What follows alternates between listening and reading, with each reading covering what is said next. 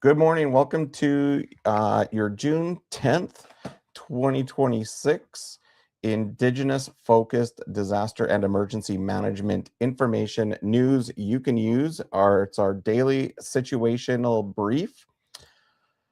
Not sure how this got snuck on there this morning, but it is June the 10th. So I assure you today is June 10th. It's Wednesday. And I just want to start off by mentioning, if you take a look at our briefing today, you'll notice that Swan River isn't mentioned in here, and that's because this is an Indigenous focused, and our briefings only pick up when Indigenous communities are directly impacted. But understanding that Swan River has a significant Indigenous population, we are tracking it. It's just in our daily briefing. It doesn't get picked up because it's not a reserve. It's not a settlement or a Inuit lands or agreed upon territories. It's a colonial municipality. So just a note on that. And if you do want a copy of our briefing, you can get it every day at app.hazardscape.com. There's no cost to access our daily situation brief in these live streams. They are produced every morning, Monday to Friday. And if you also want the email copy, you can contact us at support@hazardscape.com and get the email copy if that's what you like. And we'll be publishing a direct link to these video briefings as well in the very near future here, in case you want to log into our live studio and be part of the video briefings that way. So we'll get started on today. Quick mention though, because we don't take funding from the Crown and we don't use government contracts, we're lucky enough to have sponsorship. And what better time to have sponsors like Premier Fire and Flood, who do water, flood, fire, emergency and disaster restoration services. Through their reconciliation strategy, they are providing sponsorship to us for basic emergency management training for all Indigenous peoples across Canada. So if you want to join that certificate program, you can join that right now through to the end of August. You can access that at app.hazardscape.com.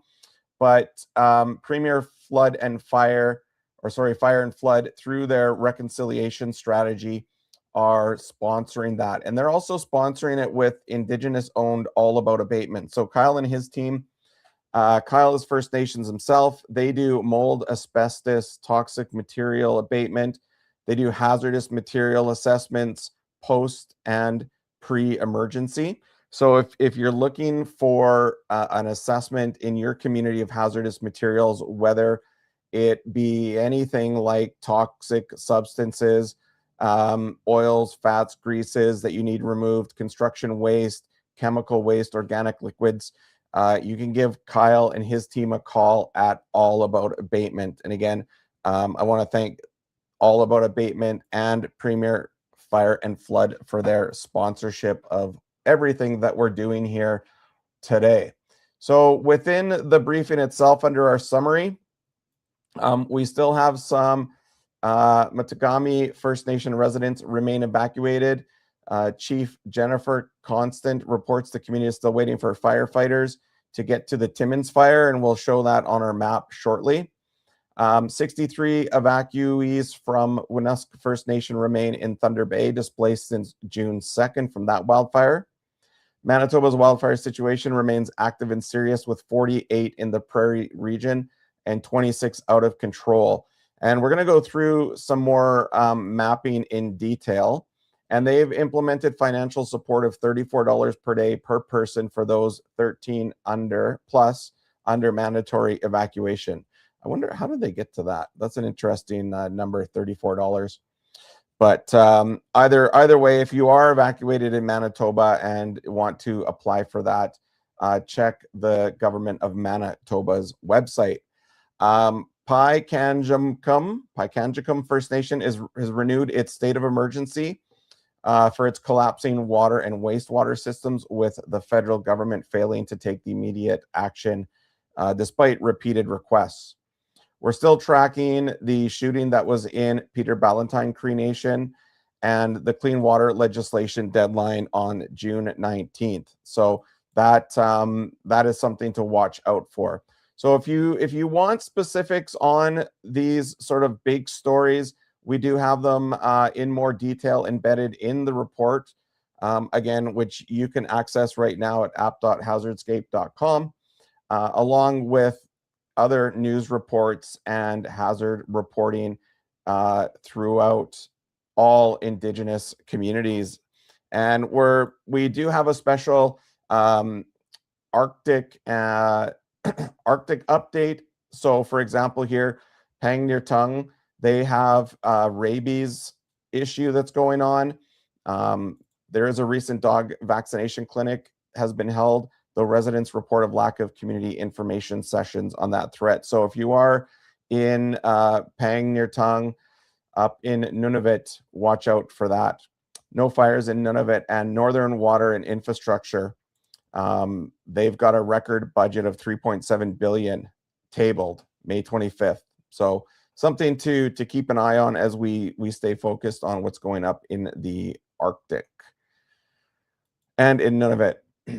All right, let's go over to our special weather advisories from Environment Canada on our disaster map.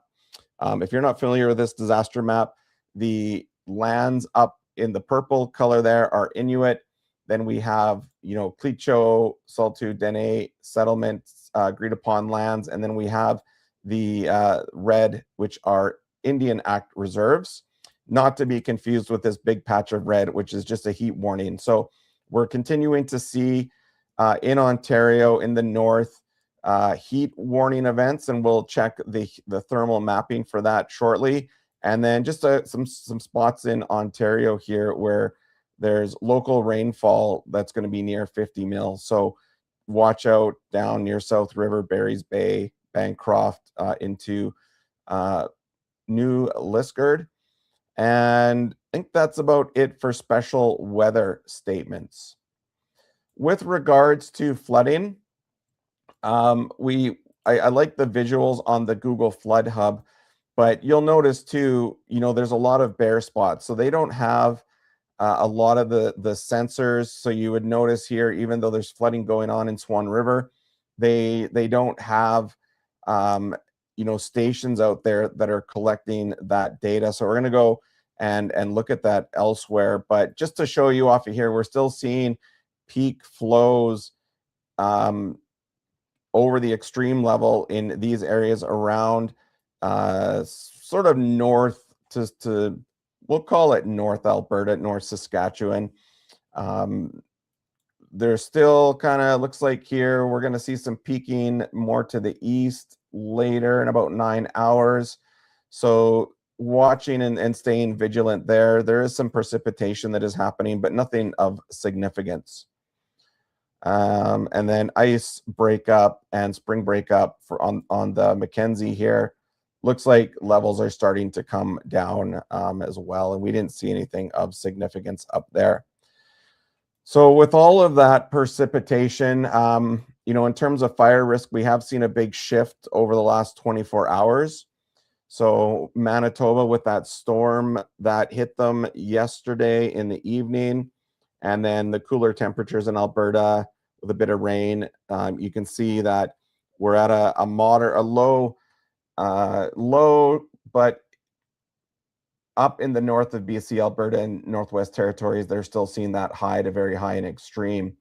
Ontario, the north is still in that extreme range, but over in the higher risk area, which was more West Ontario, that has really dipped down to a moderate. So if we look at the fire weather index, which just tells us if fires do start, where the high intensity fires will be, which is in the red to the yellow.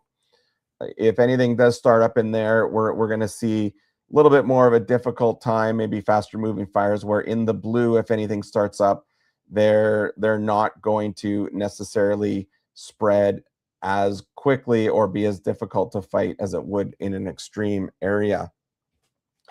Looking at the the heat for the week right now forecasted today, you can see 31 up in that northern part of Ontario. So pretty warm for up there.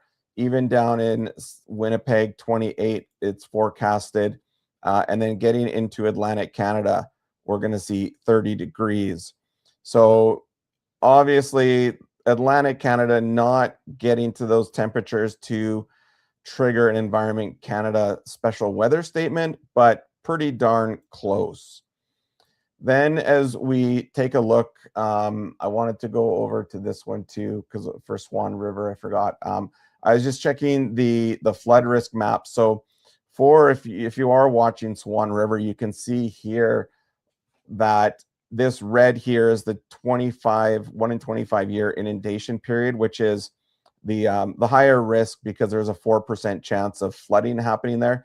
You can see with the flooding what parts of Swan River are most impacted, and it'll be interesting to see when some more data and imagery comes out with their flooding, how this aligns and matches up. But if you are looking for all of the links to all of the maps I'm using, you can get those on our dashboard through our resource library right here on app.hazardscape.com. But yeah, it's going to be some warm weather here in Ontario, and that's forecasted.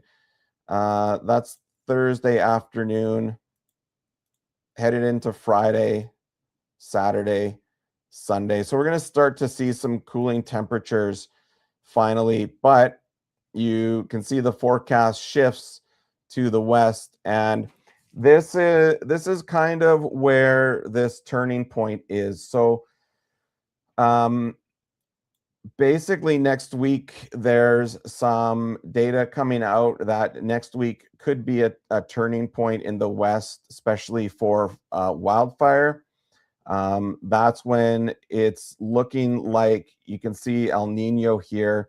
It's really starting to creep north. And I think that's what forecasters are saying is going to finally drive the jet stream that is really aimed to kind of move through part of Canada and keep that heat trapped in the west and bring some cooling temperatures to the east. So we'll see how that plays out. But already you can see, that warm Pacific air, or what is sometimes described as El Nino, starting to form, and it's going to drive up into the west. So if wildfire researchers are looking at next week being a bit of a turning point for the wildfire season, and we might see an uptick. In terms of new fire starts, I don't think anything's being reported from all that lightning that happened yesterday.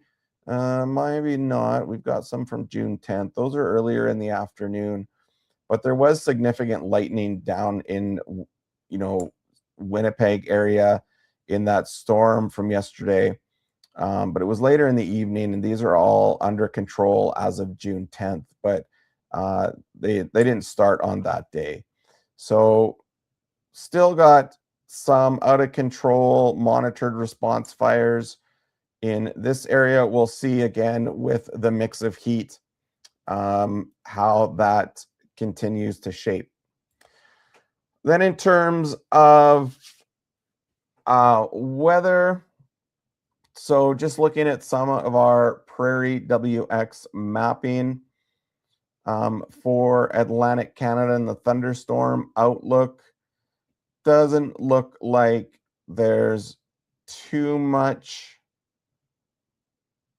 Let's see, potential outlook Wednesday the 10th, valid through to Friday to Saturday.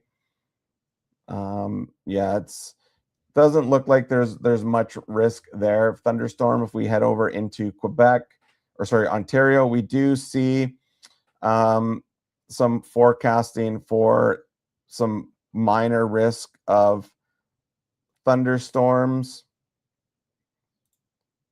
looking at the west, if we look at this panel here for Wednesday down into tomorrow, we do have some moderate, still continuing to see some moderate thunderstorm risk for this part of Manitoba, and then into BC and Yukon, some moderate risk heading into tonight, but I don't know how much that's going to hold out. And then Quebec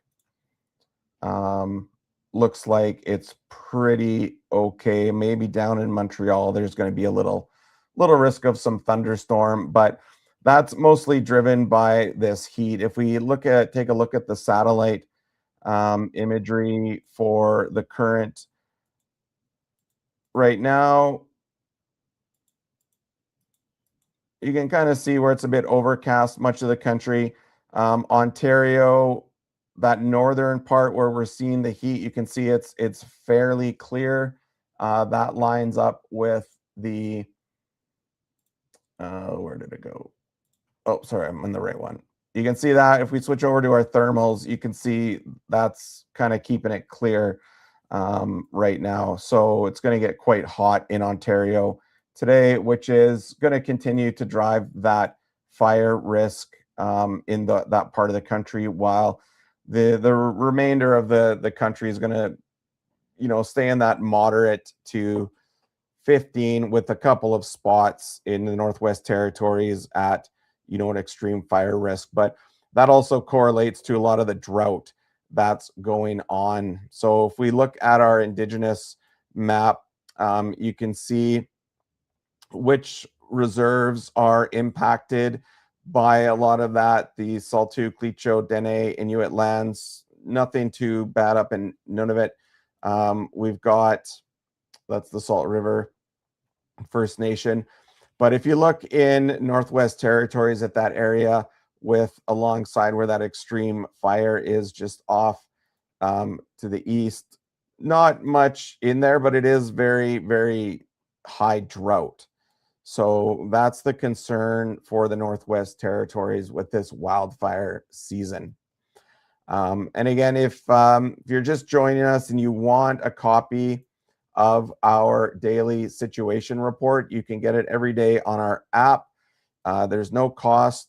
You can grab it here. It's uploaded every single day, and it gives you a fairly comprehensive view of all the Indigenous communities and risks following, floods, fires, public safety issues. Even we're tracking the water legislation that Indigenous Services Canada has agreed to have out by June 19th. So they've got 9 days for that. And we keep an open summary here. And if you want more detail, you can see in here. And this is the one I wanted to track. This is the Timmins fire, which is under control, which caused that one evacuation. And we'll go over to this one. I think that's the dry fire, Silk Red. Where's the Timmins fire? No, I think the Timmins fire, was it more in here? There it is. This was the one that caused that evacuation. So, just north of Lake Huron, which when we look at the Indigenous communities there, that's where we're seeing Mountbatten Indian Reserve, Chapleau Cree. I don't know. Let's see here. Matagami. So that's the fire that drove this community to evacuation. And the one that we're tracking. And again, there is no cost for this briefing, and the other things that we have on the app, especially if you're looking to get your Indigenous Emergency Coordinator certification, you can get that right now on our app. So you can register at no cost until the end of August at app.hazardscape.com, and you can take the certificate. You will receive this certificate with a digital badge here. that you can put on your resume and send to your employer. That is going to be no cost for the summer. And we are grateful to be able to offer that training to Indigenous communities across Canada at no cost, because Kyle Davidson, he's First Nations himself. He owns a company called All About Abatement, and they are sponsoring the training and these sit reps as part of his commitment to help his people make sure that they have health and safe homes. So they do hazardous materials assessments on and off reserve. They remove chemical waste, toxic metals, and organic liquids. So thank you to Kyle and his team at All About Abatement. And then with them, Premier Fire and Flood, through their reconciliation strategy, they're also sponsoring the training Indigenous Emergency Management Coordinator Certificate Program with these daily situation briefs.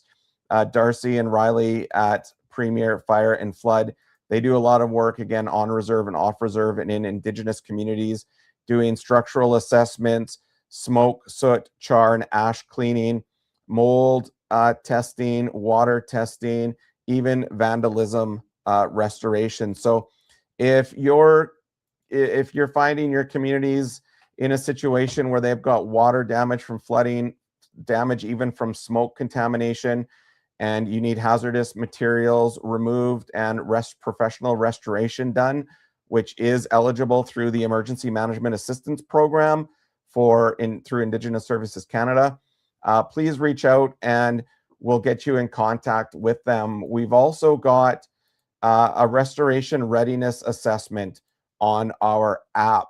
And if you are an Indigenous Emergency Management Coordinator and you're looking to start the planning to engage with a restoration company and set that up so your community doesn't have to wait until you're in a response to find those services, you can go through our restoration readiness assessment and answer some questions here and get a report, and it will give you an action plan on where to start setting up those memorandums of understanding so you can be a little bit more prepared and resilient if you are looking to procure those restoration services in advance and get those agreements set up. And it's always good to do those in advance because you can negotiate pricing, you can negotiate equipment. Darcy and his team at Premier Fire and Flood, they've got a 50-foot trailer that is ready to roll with water, high efficiency water extraction equipment, dehumidifiers, things like that. So if your community is in a flood and you need that equipment, it's ready to roll in just a matter of 24 to 48 hours. And then if you do need to do other assessments, we also have on-reserve fire, emergency management, recovery, community hazard risk assessment, and the recovery preparedness one, along with our planning hub and our grant hub, which we've now just added fire grants. So if you're an on-reserve firefighter or fire chief, you can now go into our grant, and whether you want a capital or operating, wildfire, structural, or both, you can go through this, tell us what you're going to do in terms of reducing your fire risk, create your project, and you do an intake and you go through a grant matching system, which we'll see if it runs here. I didn't put any data in this one, so we'll see what it spits out here. It might tell me you're crazy because you don't have a real project going. Oh yeah, so basically this will tell us what grants are applicable to the data we put in, how, what is the chance that grant matches our project, and then you can start a new application for that grant. And it's all automated. It's all based off of the data that you put in to your intake, and it will grab information and data from your plans and assessments. So if you're looking for a relatively quick and productive way to initiate your fire grants or even your emergency management grants through Indigenous Services Canada and other entities of the Crown. You are able to write all of those. And there's even a project tracking tool in here just about what was submitted, awarded, what were your reporting. You can review all that.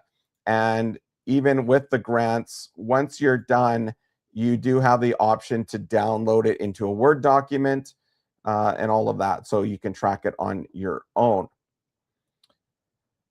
And then within our learning library too, I'll show you one new thing we've added. We've got the learning articles, which if you are looking to establish any job descriptions or create roles and responsibilities for your emergency operations team or your incident management team, you can draw from some very common titles and roles.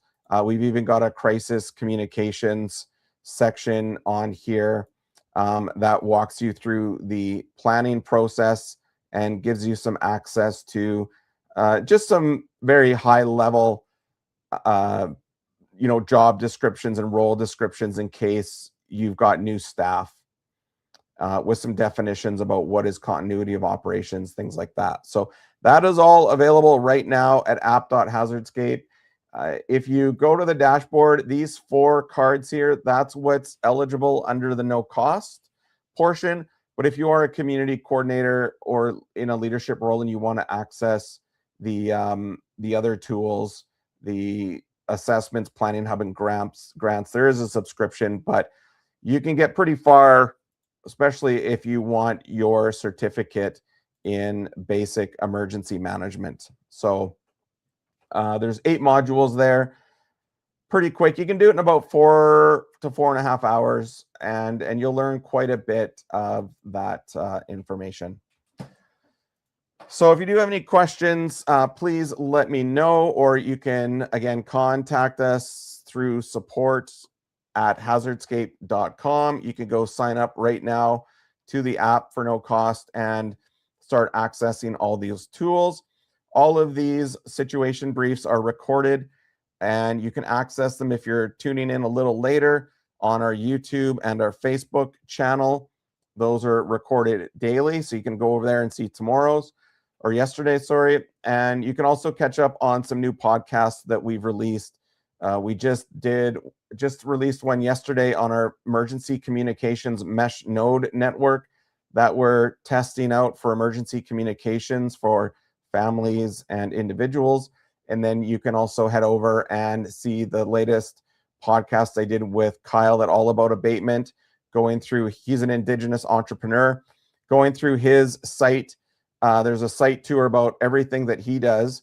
And then I've also got a podcast as well with how Premier Fire and Flood restores cultural items like drums, pelts, hunting equipment through a very unique process. So yeah, I think that is good for today. I'll be back tomorrow morning on June 11th with our next briefing.